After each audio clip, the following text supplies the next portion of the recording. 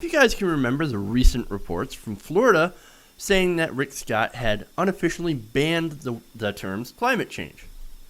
Well, that ban has claimed its first victim. According to Raw Story, a Florida State employee has been reprimanded and told not to come back to work after Rick Scott had banned the use of the terms climate change and global warming. Now, this employee named Barton Bibler, who worked for the DEP land management plan as a coordinator, a land management plan coordinator for the DEP, had attended a coastal managers forum and took notes when attendees discussed climate change.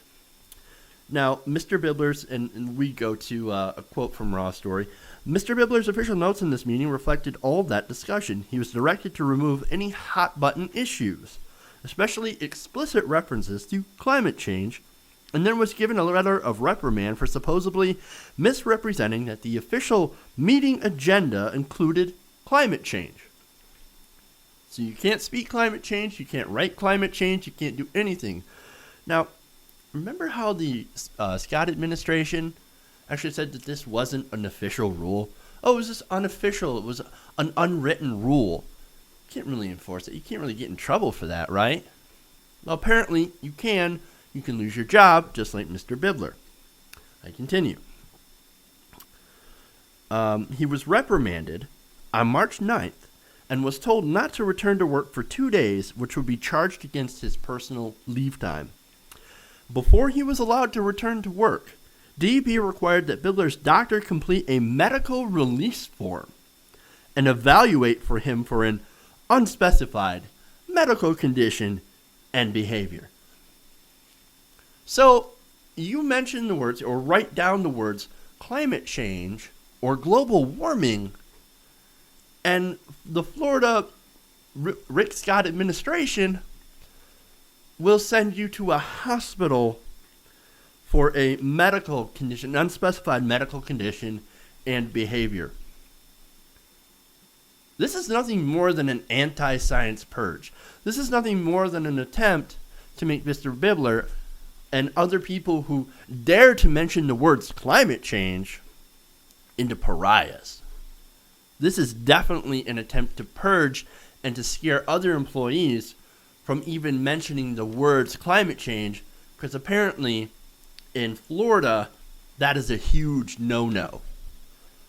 Trying to discuss facts backed up by the world's scientists, a majority of the world's scientists, pretty much all of them, except for the ones that are paid by the fossil fuel industry, do not dispute the science, the studies that say that climate change is happening and it has had significant human causes.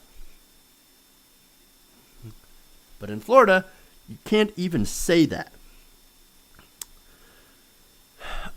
According to peer director Jerry Phillips, said, quote, Bart Bibler has fallen through a professional looking glass in Florida where the words climate change may not be uttered, or even worse, written down.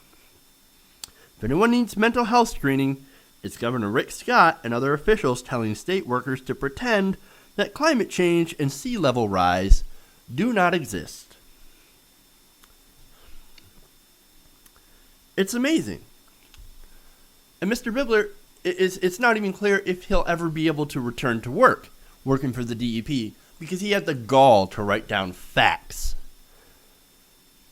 Now, conservatives always love to point down how they're the ones that are being persecuted. Kind of like Galileo. I believe it was Glenn Beck that made the distinction between, who made the comparison, essentially, that he was Galileo and that he was being persecuted for his beliefs. Here's a clear-cut example of an administration persecuting, saying that you can't be at your job if you dare to mention science, facts, logic, or reason. That is not allowed here in Florida. A place that, ironically, will be impacted a lot, or the most in the United States, by climate change. It really is amazing how far the anti-science push has come from the right here in America.